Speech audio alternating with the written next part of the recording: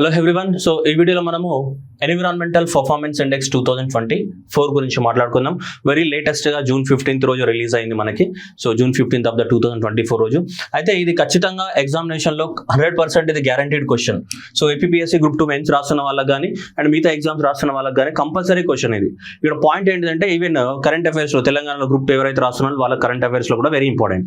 అయితే ఇప్పుడు ఈ దీని గురించి మాట్లాడినప్పుడు కొంచెం డీటెయిల్గా చదువుకోవాలి. మామూలుగా కరెంట్ అఫైర్స్ క్వశ్చన్ అయితే ఏమవుతుంది, ఇండియా ర్యాంక్ ఎంత ఏంటిదని అలా ఇస్తాడు. కానీ మనకి సపరేట్గా మన సైన్స్ అండ్ టెక్నాలజీ సిలబస్లో సపరేట్గా ఉంది కాబట్టి మనకి దీని డీటెయిల్స్ అడగడానికి ఛాన్సెస్ ఉన్నాయి. అంటే ఏ ఇండికేటర్స్ తీసుకొని దీన్ని తయారు చేస్తారు, ఏ ఇండికేటర్స్కి ఉన్న వెయిటేజ్ ఎంత, సో ఇట్లాంటివన్నీ కూడా అడగడానికి 90% ఆఫ్ ద స్కోప్ ఉంది. కానీ take it for granted 1 mark మాత్రం గ్యారంటీ. ఇది ఈ పర్ఫార్మెన్స్ ఇండెక్స్ మాత్రం కంపల్సరీ ఎగ్జామ్లో ఉంటుంది.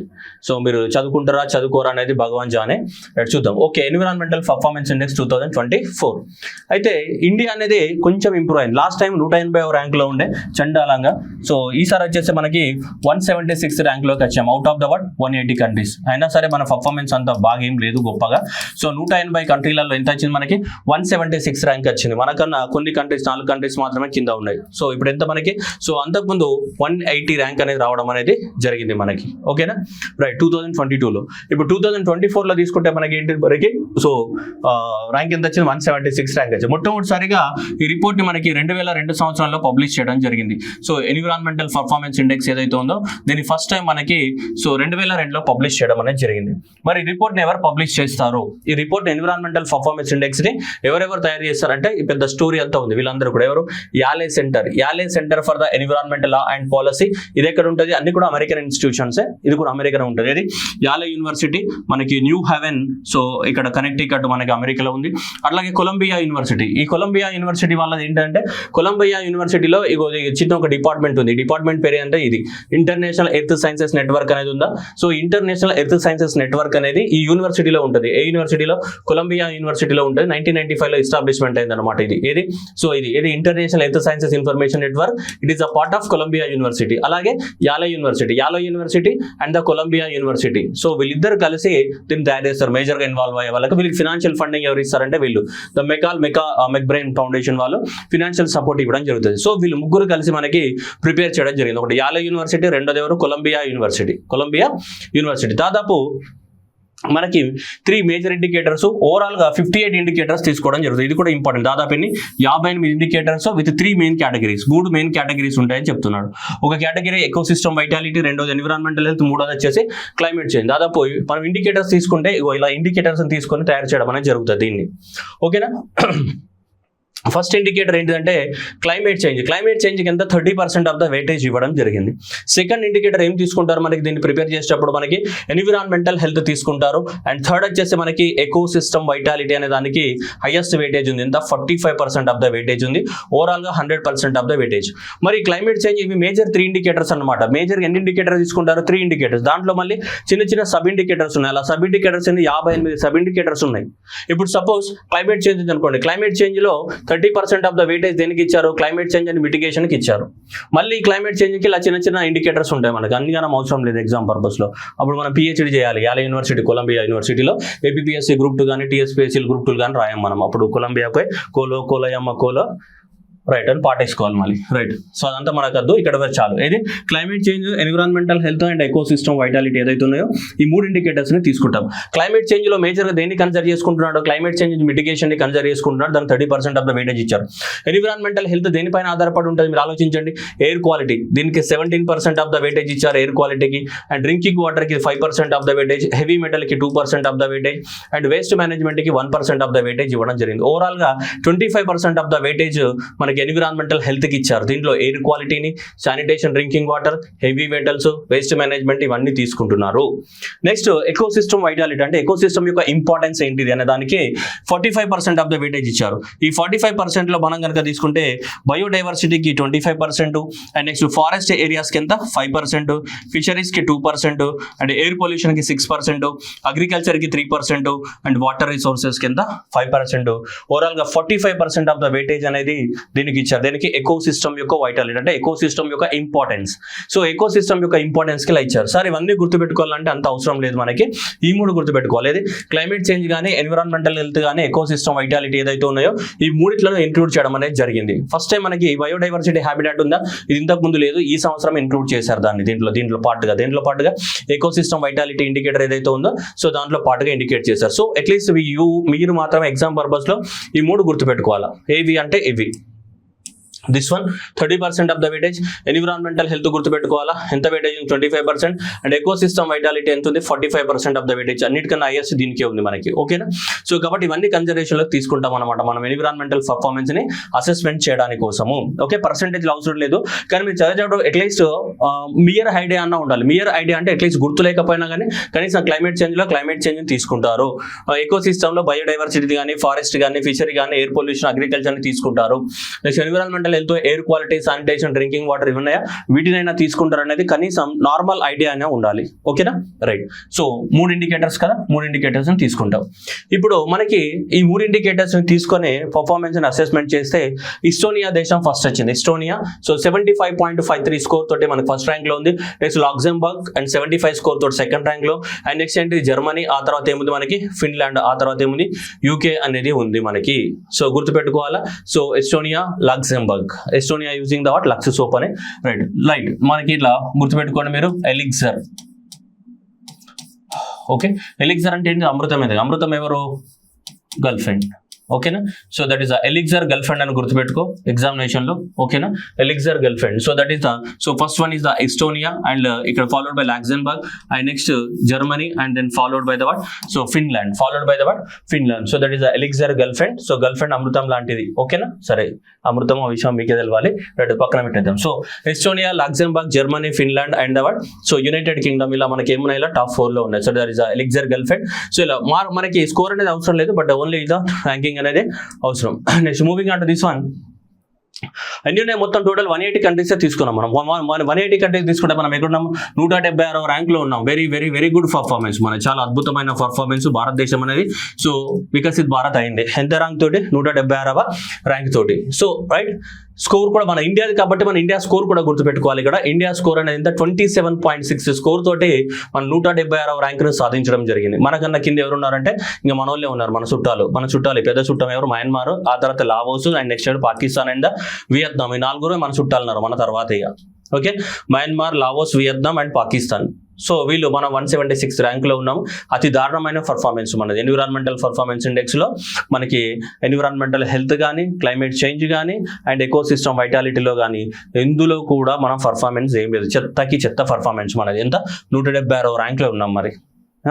సో మరి ఇంత చెత్త పర్ఫార్మెన్స్ ఎందుకు ఉందనేది మరి గవర్నమెంట్ నిర్ణయాలు తీసుకోవాలి. ఇప్పుడు individual category wise India rank తీసుకుంటాం. ఓవరాల్ పర్ఫార్మెన్స్ లో ఓవరాల్ ఈ 3 ఇండికేటర్స్, ఎకో సిస్టమ్ వైటాలిటీ కానీ, నెక్స్ట్ ఎన్విరాన్మెంటల్ హెల్త్ కదా, సో ఎన్విరాన్మెంటల్ హెల్త్ కానీ, నెక్స్ట్ ఏంటి మన క్లైమేట్ చేంజ్ కానీ, ఈ 3 ఇండికేటర్స్ తీసుకుంటే మనం ఏ ర్యాంక్ లో ఉన్నాం, 176/180 ర్యాంక్ లో ఉన్నాం, ఓకేనా, 27 స్కోర్ తోటి, ఓకేనా.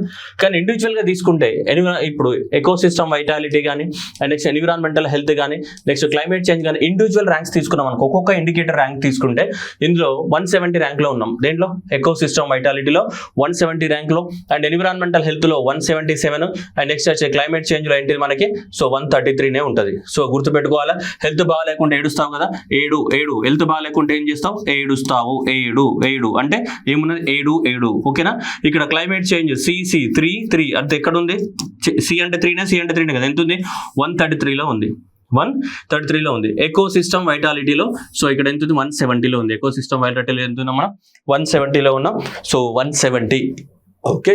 సో అది గుర్తుపెట్టుకోండి, 170. ఇక్కడ క్లైమేట్ చేంజ్ లో హెల్త్ బాగాలేకుండా ఏడుస్తావు కాబట్టి ఎంత ఏడవాలంటే 7 అంటే ఎంత, 177. ఇక్కడ 177. ఇక్కడ CC ఏంటి మనకి 133 ర్యాంక్ లో ఉన్నాం. ఓవరాల్ గా ఎంత ర్యాంక్ లో ఉన్నాం, ఓవరాల్ గా కితనే 176 ర్యాంక్ పే హై अपन पूरा. సో అన్ని కలిపితే ఇది ఈ ప్లస్ ఇవన్నిటిని కలిపితే ఎంత ఉన్నాం, మొత్తం కలిపితే 176 ర్యాంక్ లో ఉంటే ఇండివిజువల్ గా 170, 177, 133 ర్యాంక్లలో మనం ఉన్నాం. బెటర్ పర్ఫార్మెన్స్ దేంట్లో ఉంది, కొంచెం అంతో కొంత గుడ్డి కన్నా మెల్లినయమని దేంట్లో ఉంది, 133 ర్యాంక్ లోనే ఉన్నాం మనం. దేంట్లో, క్లైమేట్ చేంజ్ కి సంబంధించి, ఓకే. నెక్స్ట్ వన్, ఇండియాకి సంబంధించి వేరే పారామీటర్స్ కనుక తీసుకుంటే ఇండియా ర్యాంక్స్ ఎయిర్ క్వాలిటీకి ఇండివిజువల్గా మనకి ఇప్పుడు ఎన్విరాన్మెంటల్ హెల్త్ ఉంది కదా, ఎన్విరాన్మెంటల్ హెల్త్లో పారామీటర్స్ ఏమున్నాయి మర్చిపోయి ఉంటారు. ఎన్విరాన్మెంటల్ హెల్త్లో సో పారామీటర్స్ ఏమున్నాయి, ఎయిర్ క్వాలిటీ కానీ, next sanitation and drinking water కానీ, హెవీ మెటల్స్ కానీ, నెక్స్ట్ అంటే వేస్ట్ మేనేజ్మెంట్ కానీ ఏమున్నాయి, వేస్ట్ మేనేజ్మెంట్ కానీ ఉన్నాయా లేవా. సో రైట్, ఇప్పుడు జస్ట్ ఒక ఎయిర్ క్వాలిటీని కనుక మనం అబ్జర్వ్ చేస్తే రిపోర్ట్ ప్రకారం 177th ర్యాంక్లో ఉన్నాం ఎయిర్ క్వాలిటీలో. అండ్ కార్బన్ డైఆక్సైడ్ ఎమిషన్స్లో తీసుకుంటే 177, అండ్ బయోడైవర్సిటీ హ్యాబిటాట్ మెయింటెనెన్స్లో తీసుకుంటే 178. ఇవి గుర్తుపెట్టుకోమని నేను చెప్పట్లేదు, జస్ట్ మీకు ఐడియా కోసం చెప్తున్నా. జస్ట్ అంటే ఇంత వరెస్ట్ పర్ఫార్మెన్స్ ఉన్నాం మనం ఇండివిజువల్ ఇండికేటర్స్లలో కూడా ఇంకా వర్స్ట్ పర్ఫార్మెన్స్ ఉంది. ఎందుకు అట అంటే చూడండి, due to the what heavy Reliance on the what coal and contributing significantly to the what greenhouse gases and greenhouse gas emissions and as well as high air pollution levels. ఎక్కువ మొత్తంలో coal మీద depend అవ్వడంలోనే మనకి ఎక్కువ మొత్తాలు ఇవన్నీ జరుగుతున్నాయని మనకి ఈ రిపోర్ట్ అనేది చెప్పడం అనేది జరుగుతుంది. ఓకేనా. నెక్స్ట్ ఇండియా అనేది అంతో కొంత ఏమైనా బెటర్ పర్ఫార్మెన్స్ ఉందంటే క్లైమేట్ చేంజ్లోనే ఒక 133 దాంట్లో బెటర్ పర్ఫార్మెన్స్ ఉంది. అండ్ ఓకేనా. Next one, the report indicates India need the what additional 160 billions per year to climate change mitigation. మనం అనుకున్నటువంటి క్లైమేట్ చేంజ్ మిటిగేషన్ అంటే మన భారతదేశం ఏమనుకుంటుంది, నెట్ జీరోని సాధించాలనుకుంటున్నాం కదా మనం. నెట్ జీరో ఏ ఇయర్ నాటికి 2070 నాటికి. నెట్ జీరో అంటే ఏంటిదమ్మా, మనం రిలీజ్ చేసే కార్బన్ డైఆక్సైడ్ ఎంత రిలీజ్ చేస్తున్నామో అంతే ఏం చేయాలి, కార్బన్ డైఆక్సైడ్ అనేది అబ్జార్ప్షన్ కూడా జరగాలి. మనం ఎంతైతే రిలీజ్ చేస్తున్నామో, ఎంతైతే ఎమిట్ చేస్తున్నామో, మనం ఎమిషన్ చేసే కెపాసిటీ ఏ కెపాసిటీకి ఈక్వల్ అవ్వాలి, అబ్జార్ప్షన్ కెపాసిటీకి ఈక్వల్ అవ్వాలి. అప్పుడు దాన్ని ఏమంటాం మనం, రెండు ఈక్వల్ అయినప్పుడు we call it as what net zero అని చెప్తుంటాం. దాన్ని మనం ఏమంటాం, నెట్ జీరో అంటాం. నెట్ జీరో రీచ్ అవ్వాలని చెప్తుంది ఇండియా ఏ ఇయర్కి, 2070కి. ఏ ఇయర్కి, 2070కి. సో బై 2070కి మనం ఏం రీచ్ అవ్వాలి, మనకి నెట్ జీరో రీచ్ అవ్వాలి. బై 2070కి మనం నెట్ జీరోకి రీచ్ అవ్వాలని టార్గెట్ పెట్టుకున్నాం. అలా టార్గెట్ ని మనం రీచ్ అవ్వాలంటే ఒక సంవత్సరానికి దాదాపు మనకి ఎంత కావాలంట, 160 billion rupees per year కావాలని చెప్పేసి ఈ రిపోర్ట్ అనేది చెప్తుంది. మనకి ఎన్విరాన్మెంటల్ పర్ఫార్మెన్స్ ఇండెక్స్ యొక్క రిపోర్ట్ అనేది చెప్తుంది. ఎంత, 160 billions per year అనేది కావాలనేది మన టార్గెట్ గా కనిపిస్తుంది మనకి నెట్ జీరో చూసుకుంటే. ఓకేనా. Net zero by the what 2070కి రీచ్ అవ్వాలి అంటే. ఓకే. సో జస్ట్ మీకు ఐడియా కోసం ఇవి మాత్రం గుర్తుపెట్టుకోవాలా.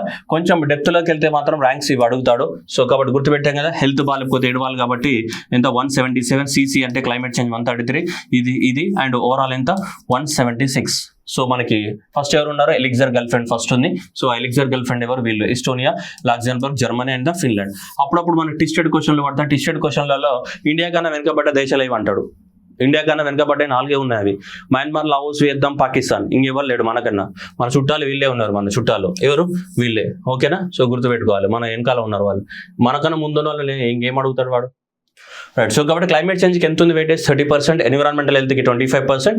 అండ్ ఎక్కువ మొత్తంలో దేన్ని, ఎకోసిస్టమ్ని బ్రతికించాలి కదా. సో దాని యొక్క ఇంపార్టెన్స్, వైటాలిటీ. సో ఇక్కడ దానికి ఎంత ఉంది మనకి, 45% ఆఫ్ ద వెయిటేజ్ ఉంది మనకి.